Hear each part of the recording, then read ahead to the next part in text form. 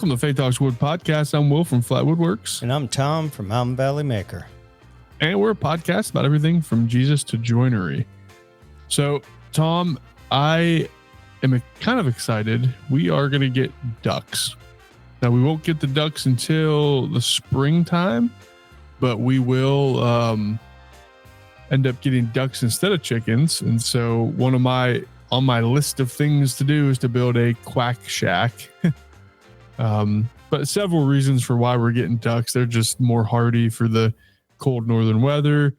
Their eggs are a little bit better and they don't tear up your yard like chickens do. Now, they'll be free range, but they'll have a fenced in area, probably a half an acre. So they won't run all over the property, but they'll be kind of back in our orchard area, which is good because they eat a lot of bugs. And unlike chickens, duck, if I say it correctly, I think duck poop is cold. And so you can use it immediately for fertilizer, to where chicken poop, you have to compost first or something. Or I don't know how it works. There's something with chicken poop. Yeah, so we're going to be getting ducks and pretty excited about it. It'll be fun to get some animals and have the kids do, have some chores and stuff like that as they get older. So how's your week been?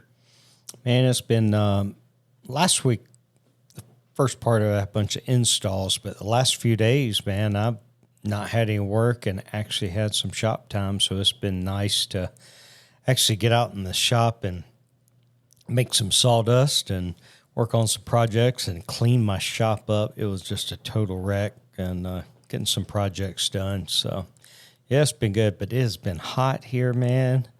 Like triple digits for the last 4 or 5 days. And but the ironic thing is our weather forecast says next week's supposed to be 80.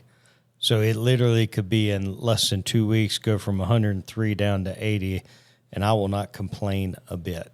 Yeah, that'd be nice. Yeah, it'll be heaven. So that's awesome. Now, do you have one of those big fans in your shop? I won't say the name of the company, but I wanted one of those, but the problem with they're expensive. They're like $4,000. And holy, I thought they were like $800. No, they're oh man, no, those things are expensive. Ooh.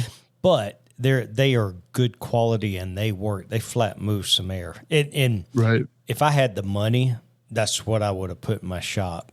Yeah, we had some. I worked in a manufacturing company. We had a 200,000 square foot under roof, and we had several of those like out by the shipping bay and stuff like that.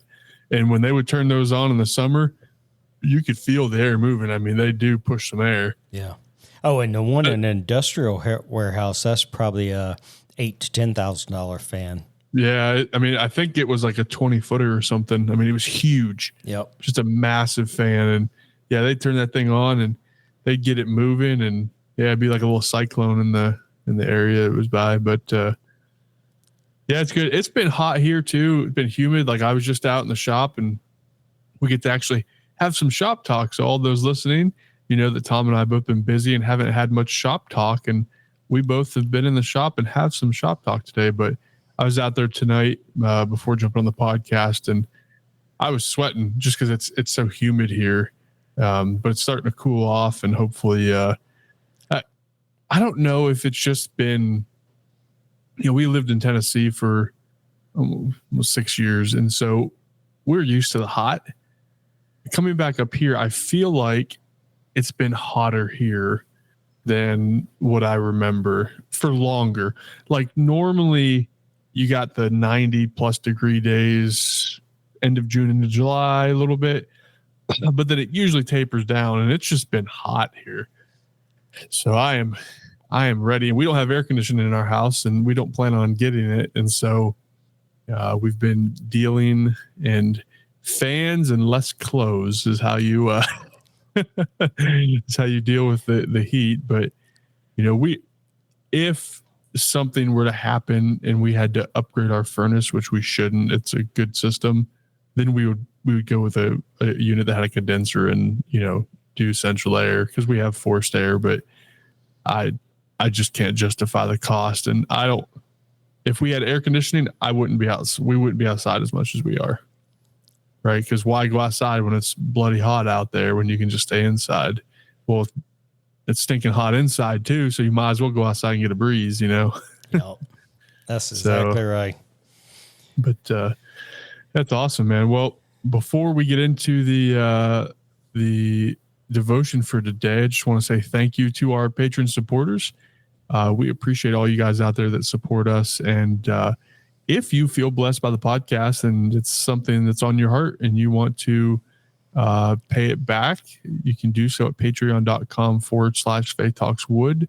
The one benefit that you get with the podcast is one, you get interaction with us. I'm on there and I'll post questions, and you guys will be the first to know about the retreat we're doing next year. And then we post the podcast several days early to our patron supporters. And so you're able to go over there and listen a few days early. And we really appreciate everybody that's over there. Also, look at giving us a 5-star review on Apple. If you're on Apple listening, just click over there, give us a 5-star review. It helps. And then we ask for prayer. Pray for the podcast, that God continues to use it in the way that he is, and he's using it in big ways. So with that said, Mr. Tom, let's jump into the word. Yeah, man.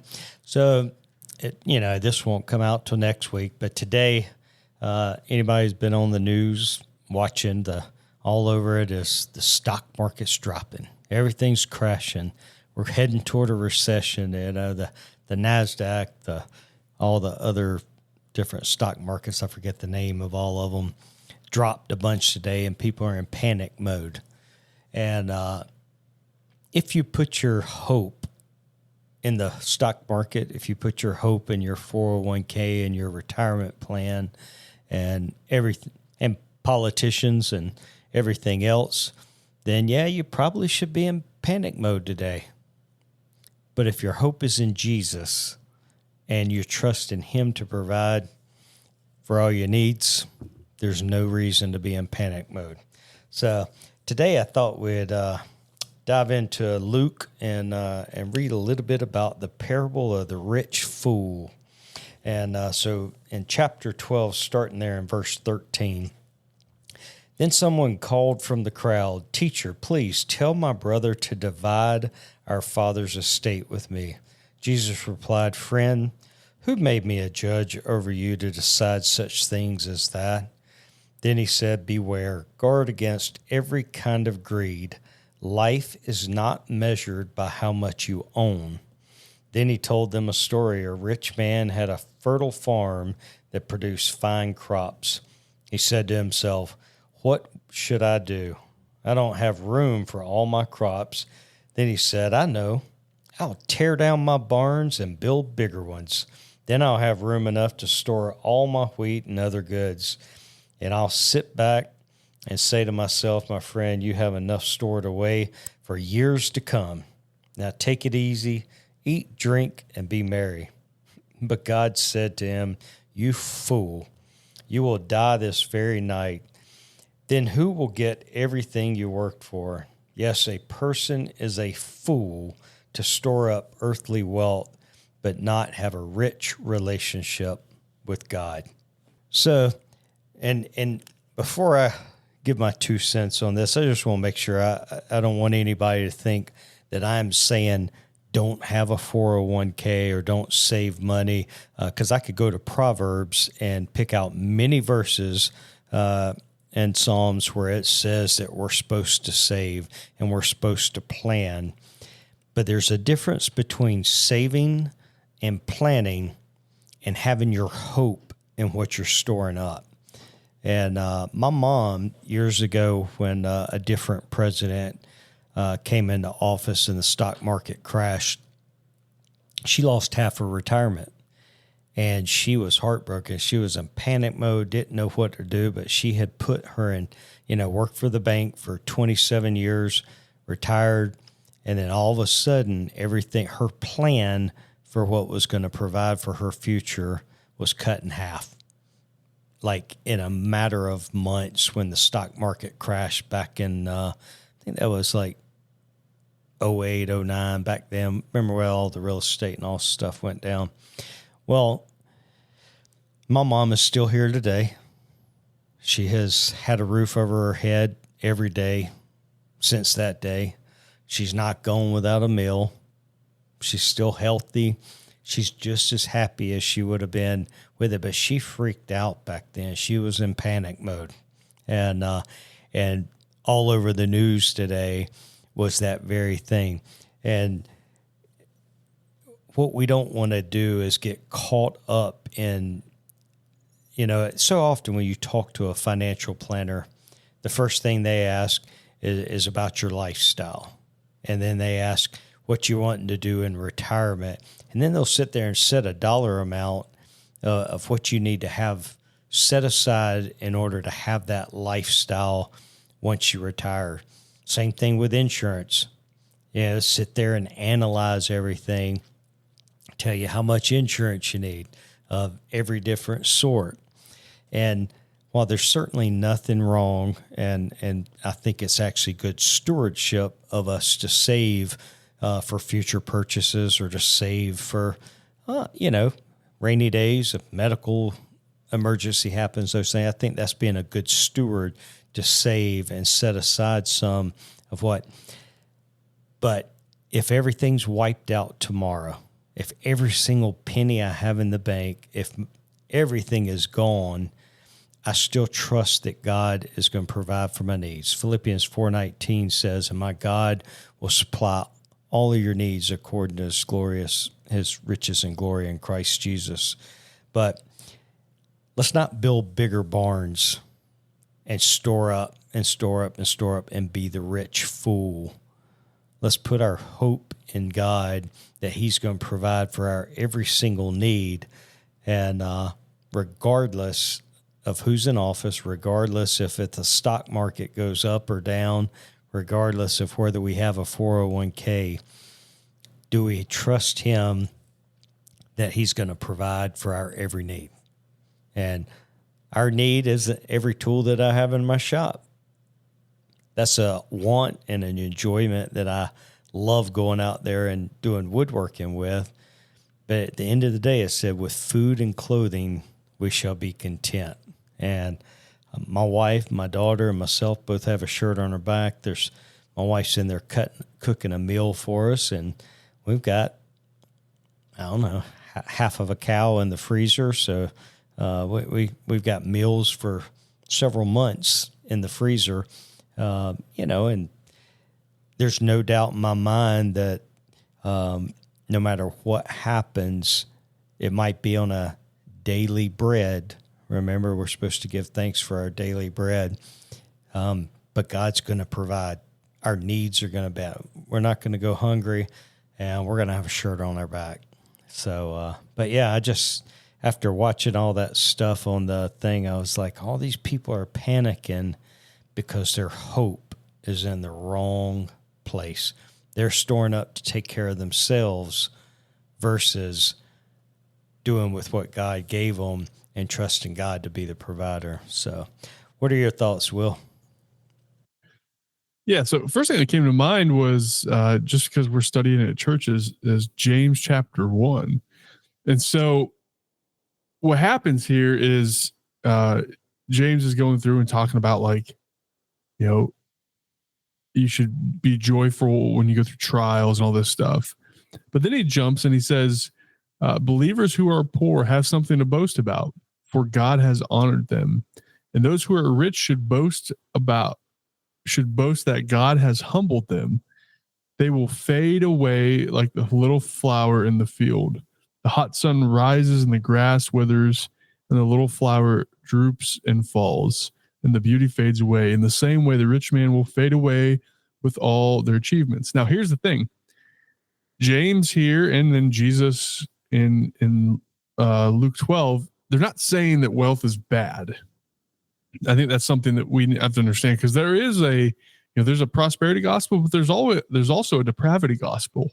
There's a whole sect of churches. They're usually very Calvinistic in nature, and they're very much, we should have nothing, give everything away, live off of beans and rice. And I don't think that scripture supports that. But what James is saying, and he's not saying that a rich man is less than a poor man. What he's saying is that when your focus is on God and your ducks are in a row, in a sense, it doesn't matter how much is in your bank account, right? You should be humbled by the fact that God has given you what he's given you. And to be honest, all of us in the United States are considered rich.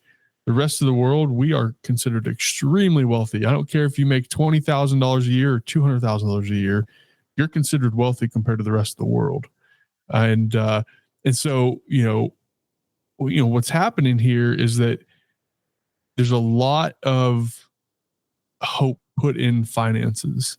And I'll be honest, I mean, my wife and I have sat down in the last month and just said, you know what? I've been blessed with a good job. I make good money, but we could be better. We could do better with our finances, and we could lock down even tighter than we are.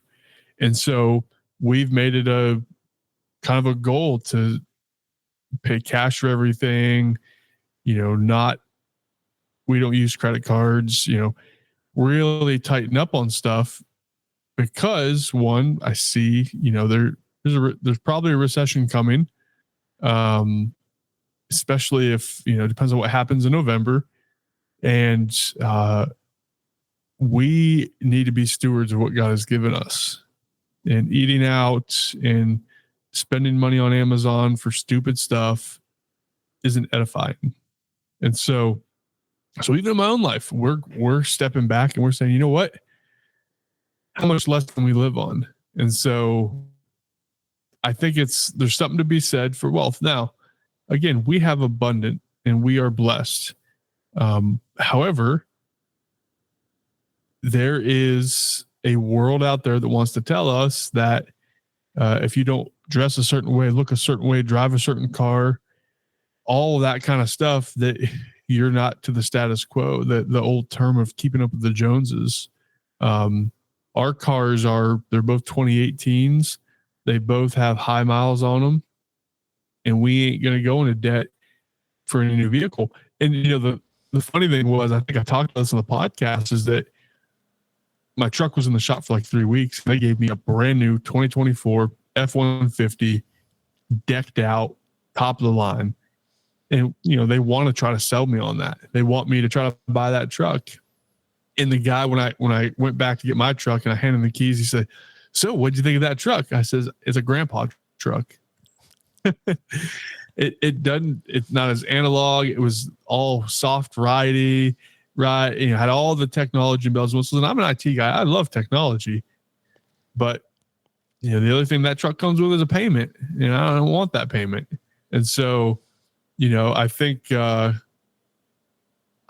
something, as a Christian, we need to really internally look and see what it is that our, where your wallet is, where your heart, that's where you can find where your heart is. And so where's your money going? What things are you doing with it? And the interesting thing with Luke and what he's talking about here with the parable of the rich fool, he said, "I'll tear down my barns or my silos and I'll build bigger ones." Well, you guys see farms, right? I live in northwestern Pennsylvania. We are farmland, and there are silos. Well, the reason there's silos and the reason there's a couple reasons why farmers will stock up grain. One, it's for them. It's for silage to feed their cows and stuff. Two, it's because the mill wasn't accepting grain or corn or whatever it was when they harvested it.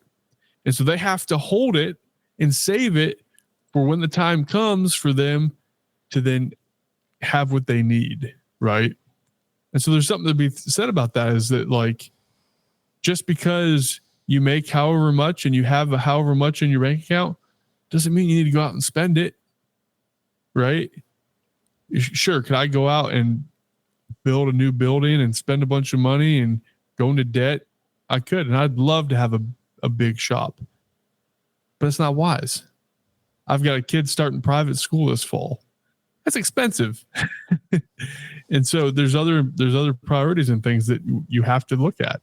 And so you'd be surprised how much money you could save. I'll give you an example, and then I'll be quiet. I work with a lady who is in her 50s, and I saw her in the hallway the other day, and I says, "How are you?" And she says, "Oh, it was on Friday." And she said, "I'm ready for the weekend. I just can't wait to get out of this place." I said, "Oh, you don't like it?" She's like, "Well, I've been working here. She's been here pushing 30 years or something." And she says, "One day close to retirement, but I just can't figure out how I'm going to get to retirement financially." And I said, it's simple. Save more, spend less. I said that to her whimsically, but I also know her. She goes out to eat every day for lunch. And on nights and weekends, she goes to the clubs and she drinks and does all the stuff. I mean, honestly, if you stop doing all that, pack your lunch and don't go out all the time, you can still have a life. You don't have to be a hermit. You probably retire sooner than you think. You know, you look at your budget, you're probably spending a few $100s, probably $500-$600 a month on stupid stuff, right?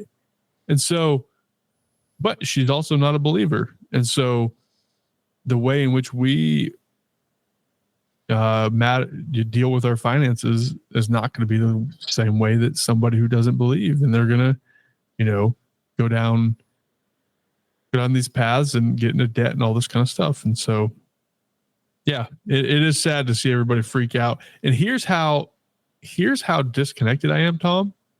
I had no idea until you said that the stock market was dropping. I don't pay attention to any of it. I had no idea. Yeah, I just happened to get on YouTube today to look up something, and it was all over there, all over the news channels, and it doesn't bother me. I could, because the thing is, it goes up, it goes down.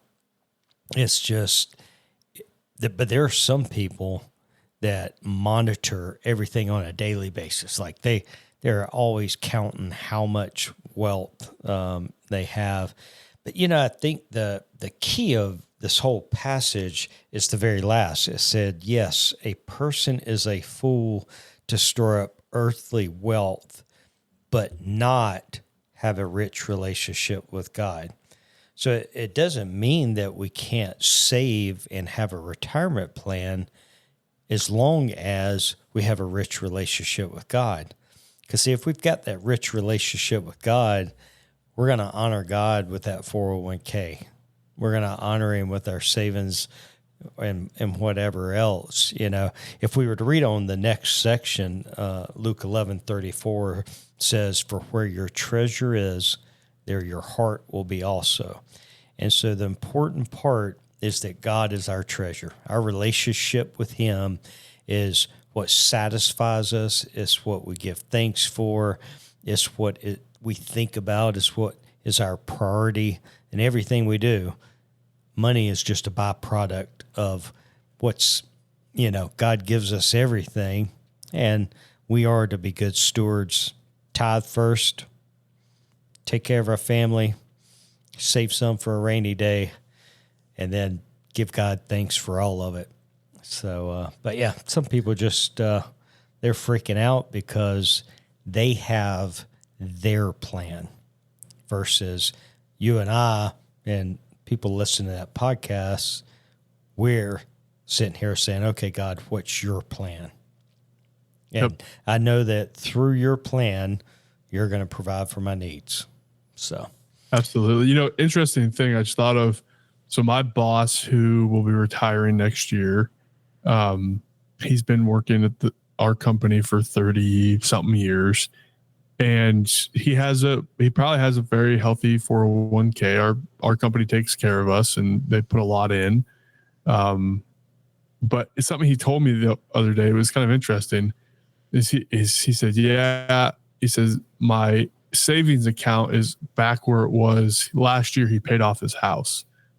And the joke is that when he pays off his house, know that his retirement's coming, because that was the biggest expense.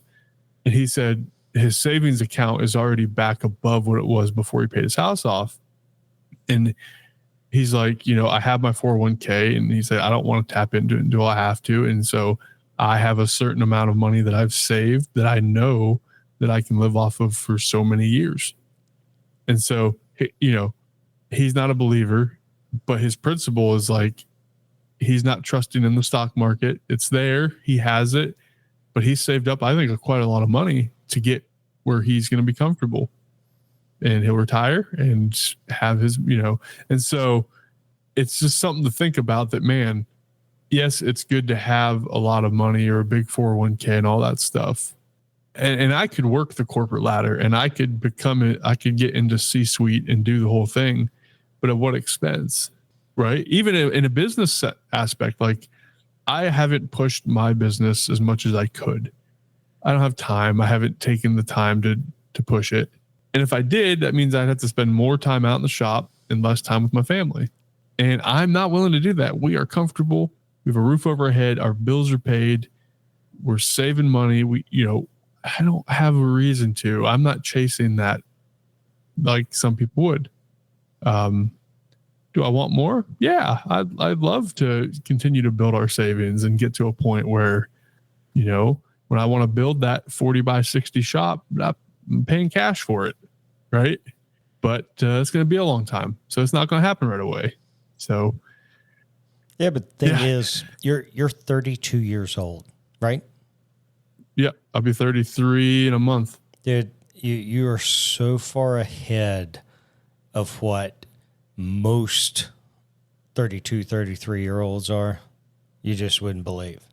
And you're ahead of what a lot of 50-year-olds are. And so, and you said this about your friend that was getting ready to retire, that he had saved up to where he could live comfortable. And you even mentioned that about, you guys are living comfortably now. We live very comfortably. Everybody in America lives, homeless people in America live comfortable compared to what people in third world countries live. Like, I was in the military, and I've been to places where you look and see multiple generations of a family living in a shack. Like, right. Not me and my wife living in our own shack. We're talking mom, children, grandparents, all living in a shack with dirt floors. And so, and nowhere in the Bible does it tell us that we're supposed to be comfortable. In fact, it says as Christians, we're going to be uncomfortable, So, but yeah, be good stewards of what God gives you.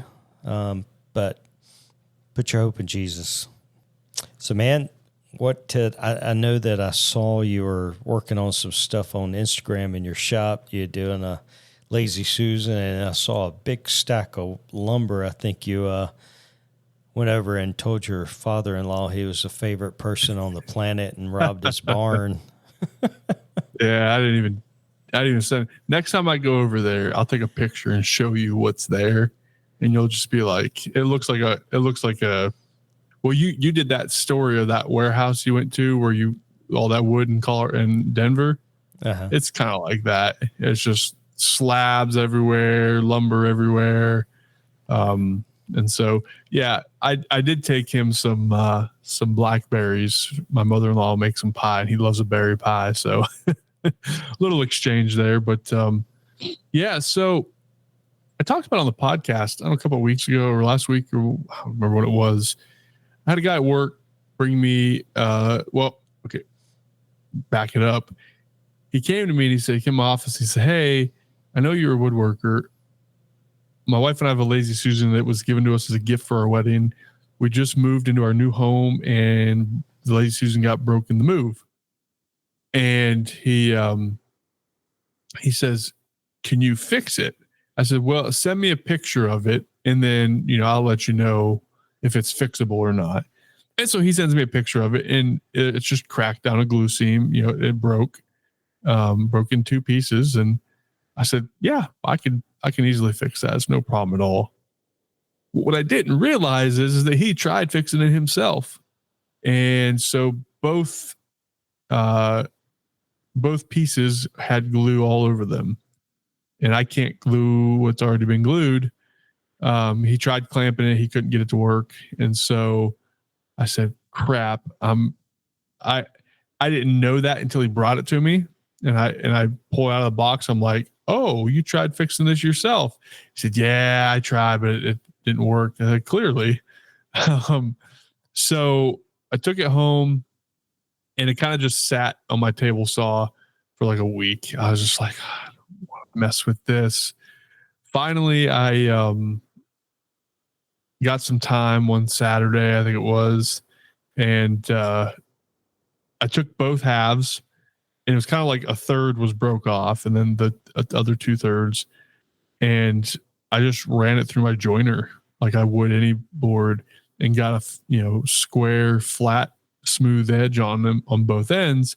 Well, then the problem came in is that now that I've jointed these 2 half moons, they no longer meet up and they don't make a circle anymore. And so I'm like, oh man, I didn't even think about that when I first started doing it. I was just like, I'm just going to joint these. And then, because if you think of a circle, is you got a piece of a circle here and a piece of a circle here.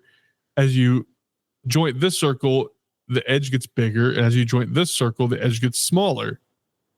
And so then they don't meet back up. And so I was like, oh, what am I going to do? So then I posted a story on Instagram, and you had commented, and several people messaged me about making a circle jig, putting a hole, a screw kind of in the middle with a board with your router and redoing the circle. And I didn't want to do that because it was a 20-inch top, and I would have had to take about half an inch off to get it back to a round. And I just didn't feel like, because that would have taken an inch total off, and so it would have been smaller. And I'm like, that's a lot of messing around. And so I let it sit there again. Well, then our buddy Adam over at Adam's Woodworks, and he'll be on the podcast here in the next month. He commented, and it's something I didn't even think of doing, was taking a piece of wood, and he said, try to match the same kind of wood, but it's acacia wood. It's like some Hobby Lobby thing, which acacia is a nice wood, but I don't have acacia sitting around. And so I was going to do poplar, but I didn't have any poplar thick enough.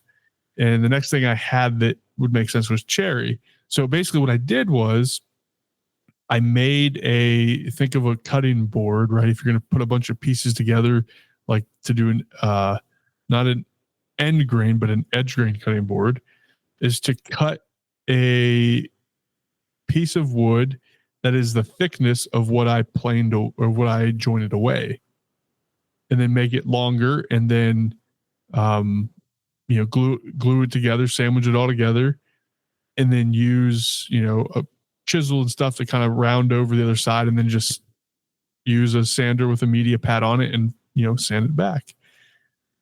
And so that's what I did, and it worked beautifully. I couldn't have been more happy with it. It glued up great. And then I cut it intentionally about, I don't know, a little over a 1/4 inch thicker than what the Lazy Susan top was. So I was like, well, how am I going to get that down? I didn't want to try to sand that down. So I got out my block plane, my Stanley Sweetheart, and I just started planing it down. And I tell you what, that's satisfying because you make perfect little curly Q chips. And it just, so I planed that down, and then I took my hand chisel, my Stanley Sweetheart chisels, and then I started making the profile of the round over, get it as close as I can on both sides. And then I used the sander, and I ended up sanding the whole thing down, started at 80 grit and worked my way up. And then I put Willie's wood honey on it, as you do, right? And so sanded it up and put some finish on it. And kind of a funny story too. I don't know, Tom, if you've ever been in this position. So today's Monday. On Saturday, so today started VBS at our church. We do morning VBS. It's from I think it's 8:30 to 12:30 or not. No, 9 to 12:30. I don't help. My wife helps. She's one of the leaders. But Saturday and Sunday after church and Saturday all day, they were setting up for VBS. And so I had the kids all weekend basically. which is fine. I have no problem with that. We have good kids, but it's exhausting. And so I was also on call for work Saturday, so we couldn't leave. I couldn't take the kids to the park or anything. I had to be home until after about 12:30. Well, at that point, it's nap time. And so I was going to put the kids down for a nap. And my boy said to me, he said, Daddy, will you lay here, rub my back for a minute? Sure. 2 hours later, I woke up. And so I had a 2-hour nap Saturday. Well, then we went into town and I ended up getting a coffee drink, like a cappuccino. And let's just say I couldn't fall asleep till almost 4 a.m. I don't drink caffeine. And that was like 6 o'clock at night. I should have never done it. And so I was laying there in my bed. I couldn't sleep. My mind was just racing, just like thinking about all this stuff. And it's kind of funny too, because the way my mind goes, I was like, so I'm going to build a quack shack for the ducks. But if I build that, I got to build a pen. I got to make the pen so the ground animals can't burrow underneath of it. Well, can I build it in a place where it's close to the house enough where I could shoot my gun out at coyotes if they come near? And my mind just going over all these scenarios, right? At 3 a.m., I said, you know what? Forget this. And I got up and I went out to the shop. And that's when I finished that Lazy Susan, is in the shop at 3 a.m. because I was just like, I need to do something. Anyways, so yeah, I got that done. And then my wife says to me yesterday, I think it was yesterday. So we have berries and apples and pears and stuff on our property. Our apples and berries get ripe at the same time. We have Duchess of Oldenburg apple trees, really old, really rare trees. They drop end of July, 1st of August. And then we've got black raspberries and blackberries. And so our kitchen is just, the countertop is flooded with fruit. My wife's making applesauce. We're freezing berries. It's just stuff everywhere. And she said to me, she says, hey, remember at our first house, you built me a mobile kitchen island that could roll around? I said, yeah. She's like, could you build another one of those? I'd like to have that because our kitchen's big. The counters are just around the outside, and then we have a little peninsula that comes out, and there's this huge space in the middle. And I was like, that means I get permission to be out in the shop? And she says, yeah, I'd really like to have this. I'm like, tell me twice. Right then I texted my father-in-law and said, hey, do you have some square stalk cherry and some hickory? He says, absolutely. So I went over to their place, which is 8 miles from our house, and come back with a truckload of wood. I got some square, like 4x4 cherry to make the legs out of. And so basically the way it's going to be very simple. 4x4 legs. The top is going to be hickory and the whole base is going to be solid cherry. And the base will have 2 shelves to where she could put like our air fryer and whatever else. And then I'll have like a towel rack on there that she could hang kitchen towel from and stuff like that. And it'll be on mobile casters. So she can move it around and it'll be the same height as the countertop. And so she can roll it right up the countertop and extend the countertop out if she needs to. So I started on that today. I got the wood yesterday from my father-in-law, and I kind of do things differently. I build the top first and I build the base from the top. And so I don't do plans in a sense. I do relational dimensioning. And so what I'll do is I'll finish the top. I won't like finish it, but I'll get it cut to size, and then I'll put it on it upside down, and then I'll start sticking the legs to figure out where I want to position them, and then I'll get my measurement for how much reveal and overhang I want to have. And then that's just the way I've always done it. I don't know. It's kind of backwards, but I'll do that. And I'll make the base and the shelves. And so I've got a lot of milling to do. And so today I started on the top, the hickory. First off, hickory is hard. Holy moly, is hickory hard. normally I can take off a pretty decent amount with my planer. Like if you're just doing cherry or walnut or something, I had to back it off. I put my planer, I put it through the planer, and my planer was not happy with that. So I started milling that down, getting it down. It's just a little over 3/4 inch thick. And then that's all I could get done for tonight. I just had about 35 minutes out in the shop. But a couple things, thinking of when building this, when I built the one in Tennessee is way before Willie's Wood Honey, and I did a polyurethane top coat. And so the base was actually dimensional lumber, and I painted the base. And then I did a white oak top, and I did like 6 coats of polyurethane on it. And that thing held up beautifully, obviously. And then when we sold the house, the people that bought the house were like, we want that. And so it went with the house when we sold the house. So with Willie's Wood Honey, it's not a film finish like a polyurethane. And so it's not as durable as doing a polyurethane or a shellac or a varnish or any of that kind of stuff. But the way that you get a good finish that's durable is by the wood that you use.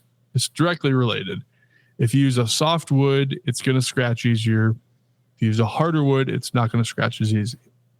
So the reason I'm using hickory is because it's one of the hardest, domestic woods we have around here, readily available, and it's super hard. And so I'll be able to put my finish on it, and it will be more durable than even if I use like a white oak. White oak isn't nearly as hard as hickory. So yeah, started milling up tonight. It's kind of funny, as I was finishing up milling and I wanted to get in here to start recording, I didn't have any stickers made to stack and sticker it after I milled it. And so I've got like 8 bench cookies. And so I just put bench cookies down, put the wood, bench cookies on, and just stacked and stickered it with bench cookies. It's what I had. It's probably not the best thing, but it's not going to sit there for long, so I'm not too worried about it. But yeah, getting to make some sawdust. But like you, I also spent some time out in the shop yesterday, just cleaning off I've got a big like 4x8 assembly table, got it all cleared off. And when I have a clear workspace, I have a clear mind. And so now I can focus and start working on this project. And yeah, pretty excited about it. So that's the endeavors of my shop. I'm halfly debating. I like doing these challenges to where I use no fasteners, all joinery. And I'm trying to decide if I want to do it that way. If I do it that way, it's going to be a lot longer before my wife's able to use it. The easier way is, for the aprons and runners, is just to use pocket holes. It's fine. So I'm trying to decide what I want to do. If I do hand cut joinery, it's going to take a long time. So I have to figure out if I'm wanting this to be my kids' someday. What you do mortise and tenons? You could do. That's what I'm thinking about that. Table saw, Yeah, I'm thinking about doing that. I'm also thinking about doing dowels. I have hardwood dowels and I have a doweling jig. Oh yeah. I thought about doing dowels. But yeah, I could do mortise and tenon. Now that I have a drill press, I can hog out the mortise with the Forstner bit. So I could do that. So yeah, I got to figure out what I want to do. That's still left up for debate. But I gotta get the top done, and that's how I build it. Is that backwards to you? Do you usually build a base first and then build the top for the base? Typically, I build the base first, but what does it matter if let's just say you're building a desk that was 2 foot by 4 foot. You knew your top was going to be 2 foot by 4 foot, and you wanted a 1 inch reveal all the way around. Well, I mean, what does it matter whether you build the top first or the base first? Because I'd like to sketch everything out and know exactly, have a visual of what I'm going to build. Whether it's, in the old days, I would do it on graph paper with a pencil and ruler. Now I do it on the computer. But so I know what the size of the top is going to be before I build the base. Right. Now, every now and then, the reason I don't do that is because let's just say my aprons were supposed to be 42 inches long and I made a miscut. And because I'm notorious for marking, and like if it's supposed to be 42, I mark it at 41 or 43 or something, reading the ruler backwards or something every now and then. And so if it was for a client, then I would obviously remake it. If it's going in my house, I'd be like, well, that's going to be 1 inch shorter. So then, right. But then I can modify. Of course, you could always go back and cut, your top off. But if you made a miscut, that's why I typically build my base first. But I don't see where it matters. I think it's just a personal preference thing. Yeah, I think part of it too for me is that the top, I say gives me hope, but like I see the top and the beauty of what the top's going to be, and it gives me motivation to finish the project. To if I just have a carcass and just a base sitting there, I'm like, and so getting the top to where it's, ready to be attached and have finish on it is, it's kind of motivating. I don't know. I see that, I get to pick the wood and get it right where I want it. And then from there, I'll build the base. And so, yeah, I'm looking forward to it. It'll be a fun little project. And I've used, cherry with other things, but never done cherry and hickory. Hickory has a nice contrast to it. It's got the real white, and then it'll have the more like tan, like the sapwood is really, really white. And so you kind of have that contrast. But then the cherry is going to darken over time, and it's going to, get really deep and rich and colored. So it'll be a different contrast of something I've never done before. So yeah, it'll be pretty neat. That when you were saying that, I was thinking, I was like, I have never used those two woods together, so that'd be interesting to see how that looks. I don't think I've ever used hickory other than on like a little odd and end project. If I had a piece for it, I might have. But I hate to say it, I'm a boring woodworker. I typically am either maple, cherry, white oak, or walnut. And then if I'm painting something, I'm using poplar. I mean, I'm kind of a boring guy, I guess. And it's also because of availability and all. Right. It all depends on where you're at. And, one of the best woods to paint is cherry. Really? I know that's sacrilegious. Yeah. I mean, think about it. But why would you spend that much money on cherry to paint it? Well, here's the thing. My father-in-law was building his kitchen. Uh-huh. He built his custom kitchen in his house, and he has a sawmill, and he had an abundance of cherry. Oh. But they were painting their cabinets. And so I think some of his face frames were built out of cherry. Yeah. He painted them. Yeah, but that's different. He has a sawmill.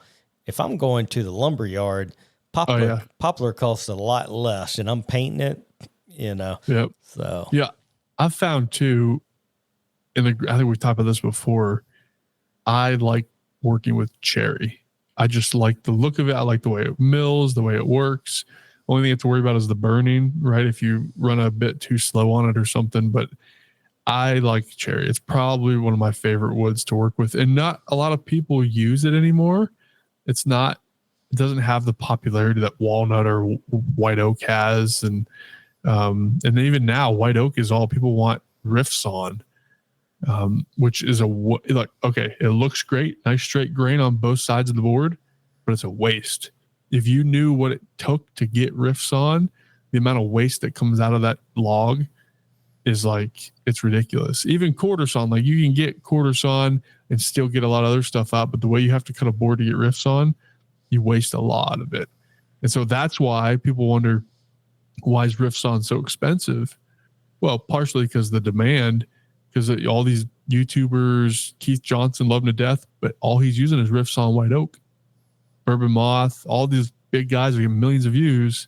That's what they're using. And so the popularity's up, but the waste. So where say you have a log, 20-inch round log that, you could normally on a flat sawn, you could get 40 boards out of, say, you'll get 10 boards of rift sawn out of it.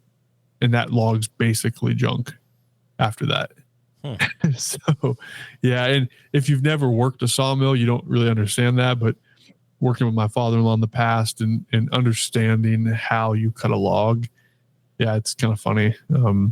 But that's what the client wants, I guess. That's what they'll get. And white oak's gone through the roof. Man, I know. It is highway robbery. Yeah, that's HGTV, whatever they're putting up. That's what people want. But well, speaking of white oak, what have you been working on, Tom? white oak. But so I tell you what, it feels so good to have had some shop time and be out there working. So I know everybody on this podcast is probably sick and tired of hearing about my daughter's piano desk, but man, it's actually going to be done. Dude, I got the risers made today, got all the joinery done. And so tomorrow I got to I bought the sauce hidden hinges for it. And so I've never installed those before. So I'm going to make me a jig. Michael Alm has had a video where he made a little jig for installing them. So I'm going to make one of those because I've got another project I'm going to use them on as well. So, but yeah, get the hinges on, and then the risers are getting painted white. They're poplar, and then I got the put in the hinges, and then get the top and the shelf all finished, and then that project will be done. And then I'm making to go above it on her wall, a metal holder with a shelf on it. That she'll be able to hang all her half marathon finisher medals and triathlon medals and stuff on, and then piece of art that going above her bed. So yeah, it's you know what you should do. I just had a thought. This is random. All right. Pulling out of the air. On the top of the like you have the riser and then that the shelf riser there. You should dust off your CNC. And in like one of the corners of it, don't even tell her you do it. Put her favorite Bible verse, engrave her favorite Bible verse in there. Don't even tell her, and see if she notices it. Like, don't fill it with epoxy. I just had that thought. I was like, oh, that'd be really cool if you, on the top of that riser, if you put her favorite Bible verse and then didn't tell her. Oh, and see if she noticed she'd notice it. My daughter notices every detail of everything, man. She does. But yeah, also, so I was in the middle of out there working on all these projects, and my shop was just a wreck. And I've been meaning to build this table. I've had the grid pattern, so I do art layout and also weed vinyl and stuff on a self-healing grid pattern mat. And I bought it literally 6 months ago. It's been laying on our ping pong table since I got it. And I was like, I need to get this table built. So built the base with the Rockler Rocksteady stand and casters, and then the top just a double layered MDF, and then the grid pattern goes on it. And I'm still going to go back and run like hardwood around the outside perimeter, and I'm going to build some drawers and stuff under it. But still nice just to get a project done and then have another surface to work on, and then cleaned and straightened a bunch of stuff. And it's just, my shop feels so good right now. It's just been really enjoyable to work out there the last few days and actually have some time. So tomorrow I've got an appointment in the morning, and then the rest of the day will be in the shop. And then Wednesday is my daughter's 21st birthday. So I'm hoping to have this all finished and in there on Wednesday. And then Thursday I got do an install up in Aspen for some rich guy from France. I'm like, he don't hardly speak English. And yeah, so and then another install on Friday. But I'm look forward to having another day tomorrow. Pretty much I'll have probably 3/4 of the day tomorrow in the shop. So I'm literally have had more shop time in the last 3 days than I've had in the last 3 or 4 months. It's been incredible. Almost feel like I forgot how to cut a piece of wood today when I was so on this piano top. The desk top is 2 pieces. One piece will fold up, and then that will become the backdrop where the music. There'll be a ledge that folds down from it where she'll sit her music, and I'll turn it into a piano, and then she'll fold that up and lower the desktop for when she wants to use it as a desk. But I wanted when it folded up for it to match the angle. So I put an angle on the riser, and it was such the most simple task, but like, I swear I must have stood there and looked at the board and measured it 10 times and checked my angle 10 times because I was so paranoid I was going to mess up this one cut and then have to make another shelf. And just way overthought it. I probably wasted 10, 15 minutes today, going back and forth, and took scrap, to make sure I had everything where it would come out the way I wanted it. It came out perfect. And after I did it, I was just like, why did you think so much about this one stupid cut? It was just like, man. Yeah, I've done that before. I was like, I don't know. I guess it's, maybe it's because I haven't been in the shop in a while and just kind of out of my rhythm or what, but my brain was just fried. And it was also 90 degrees in the shop. And like, that didn't help. Dude, I struggle thinking once I get hot. I'm much better off early in the morning when it's cool. But man, this afternoon it was hot. I cannot wait for this heat to be done. So yeah, it'd be nice. Talk about overthinking things. That's kind of how I felt with that Lazy Susan top. But this is the silver lining with Instagram, is having that community. That I posted that story and was like, what do you guys think? And granted, like, everybody was about the same, but then there was the one, Adam was the one guy that thought differently about it. And I didn't think that my mind wasn't going that way. My mind was going to reconstituting the circle, having to build a jig, the whole thing. And it was stressing me out because I didn't feel like doing that. I was just like, I don't want to do that. And that, the thing about Instagram, he was like, hey, why don't you just do this? And I was like, never thought of that. And it was so easy. Like, it took me 5 minutes. Yeah. Right. And that's the funny thing about, like, there's so many different ways to accomplish the same identical task. And, but sometimes, like, if you've never done something a certain way, even though it might be super simple, and until somebody suggests it, you just don't think about it. And then once they do, it's like, why didn't I think of that? But yep. So anyway, well, man, my wife has got dinner in there ready for me, and I have been in the shop sweating all day, so I'm ready to get some dinner. What's on the menu? I don't know. She had something in the crock pot. All I know is it smelled really good. So I think a roast or something. So yeah, I don't typically ask. I just go in there and whatever's cooked is I eat it, because I eat anything, and my wife and my daughter are both amazing cooks. So I never eat bad here, ever. Yeah. I hear you. Awesome, man. Well, hope everybody enjoyed that episode. We had some actual wood talk today, so that was fun. But man, until next week, I'm Will from Flat Woodworks. And I'm Tom from Mountain Valley Maker.